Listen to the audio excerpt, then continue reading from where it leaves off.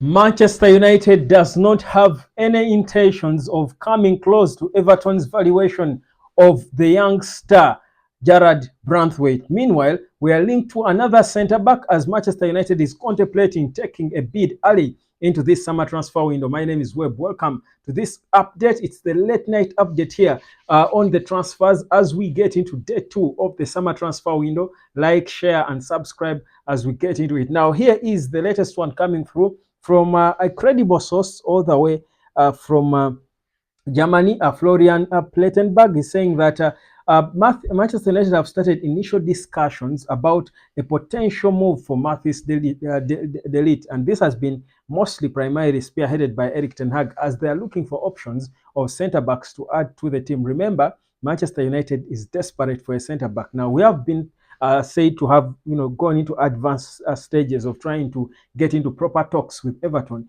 for Jarrad Branthwaite, but as it looks, Everton, whereas we agreed personal terms with the player, Everton seem to be holding out for their own. They don't want to go down on their £70 million valuation of this 21-year-old English international. So Manchester United are looking at other options, and Mathis de Ligt is on the list. Now, de Ligt himself is valued at about £42 million. Now, honestly, he's for me, if you ask me, between the two players, I would go for de Ligt. I think he's a better player, perhaps more proven. Yes, and not to say that Branthwaite is a bad footballer. He has had some good games at Everton, but I think top of mind should be the game against, was it Liverpool? I forget the team. But the reality is, for me, I don't think he's a £70 million player. If they are even not even 45, anything more than 40 is not right. I don't think that's the deal we'll take. I think he's a £40 million player tops. That's because he's English, but perhaps, I mean, if he was from another country, it would even be less. But United are also saying, we're not going to waste money just like that. So Everton will want to look elsewhere to find another team to rip off. So Manchester United are still insistent. It looks like the centre-back situation looked as if it would be the easiest one for Manchester United to sort. But from what's happening, I think it could be difficult because all the centre-backs we are linked with from Lenny Euro, there is stiff competition with Real Madrid and Liverpool, mostly Real Madrid.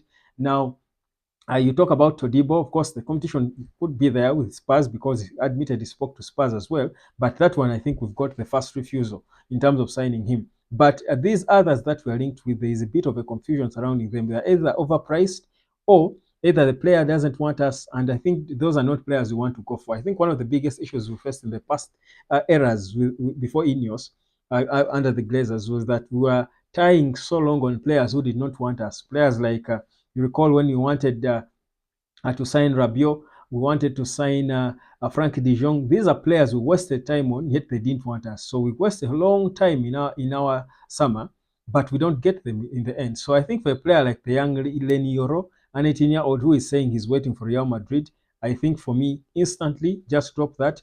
Now, Branthwaite wants us. I mean, that's the fact, but he's honestly overpriced. We don't waste time on them. If Everton are saying, I mean, we're not going down on £70 million. I mean, I really, even if they agree to go down on 70, they're not going to cut that by 30. And I'm saying for me, Jarrad Branthwaite is not beyond £40 million, not at all. So I definitely think Man United should be looking elsewhere. Then you look at de Ligt. De Ligt himself doesn't seem to be excited. He seems to suggest that he wants to stay put at Bayern Munich. He doesn't seem to be exactly excited by the idea of moving. But of course, certain players will say that just because they want to manage their current club and look professional. But probably would want to come back and reunite with Erik ten Hag, where he played arguably his best football at Ajax. But again, it will be a tricky situation considering that he's only 24. Bayern signed him for quite a decent figure. So they will be also trying to make it difficult for him to leave. So that's a bit of the situation where we are right now when it comes to the transfer talk. So the defense, the centre back departments are what we are wasting time on. Or should I say wasting? Not wasting, really. Spending time on. I don't want to say wasting. I beg your pardon. But they are what we are spending time on now. I think INEOS are just trying to take it position per position. Todibo, probably, I think we should be hearing something about him now. I think we've been a bit silent. But in all honesty, for me, if Jarrad Branthwaite doesn't, come, happen, I think it would be lucky a blessing in disguise because the more you insist, the fact that you've agreed terms with the player, it will be easy for us to be ripped off. It will be extremely easy for Man United to be ripped off because, again, like I said, anything above 40 is a rip-off. It will be easy because we've agreed terms with the player. So I think for me, it could be a blessing in disguise. Let's go get our Todibo. First, settle with that. Go to the midfield department. Try to spend as much as we can as possible to get Joao Neves. Then go for a striker, and then we can then look at again coming back for another centre back, or look around and see, because at that time probably players will have calmed themselves and eased on their expectations, because I think some of these clubs also are overselling their players because of the competition early into the window. But you just let them calm down and wait a bit, so long as you get your main guys. And I don't think Branthwaite or Lenny Yoro are going to be our main guys as centre backs. So for me, that's my honest take on this whole player rip-off and all transfer talk, and the fact that we are building something hitherto unseen in football. I mean, I'm certain that what INEOS are building with Man United, the Old Trafford Stadium they are working on. You look at the Carrington renovation that they are going to do. I don't think it's going to be anything like we've seen in football before. So I definitely think we should have some bit of pride restored.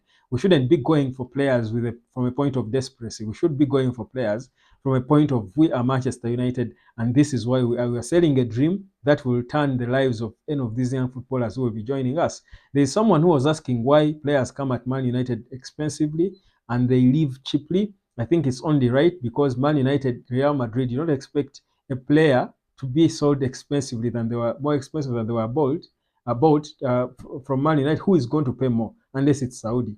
Because Man United, Real Madrid, we are the ultimate. We are the richest club, so we are the ones who will spend most. So players play from the other small clubs with the ambition of joining Manchester United.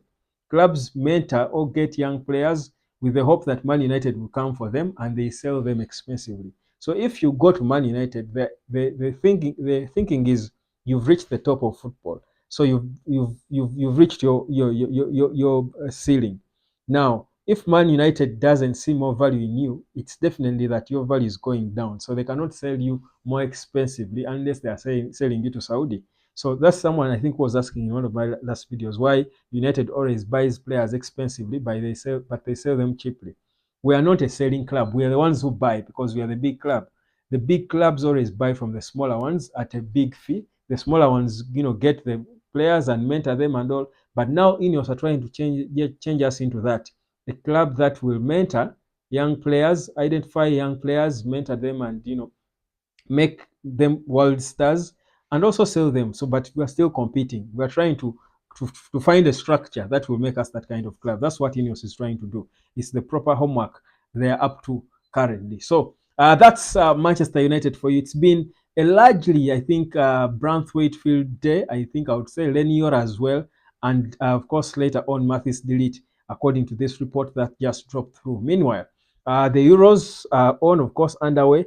And Germany, the hosts, have started on a winning note as they obliterated Scotland by 5 goals to 1.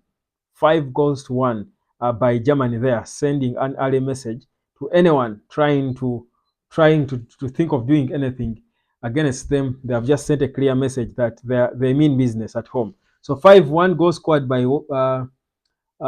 Bis Musiala, Havers, and Fulkrug and Emre Can. So yeah, those are the goals there scored by Germany. It's the Euros, they are on. Kobe will be in action soon, and certainly we will be excited to see whether he's starting. My name is Webb. This is the Nehel Sport. Delete. Let me know whether you think Delete is a player we should go for. I saw someone who went for Delete ahead of Euro.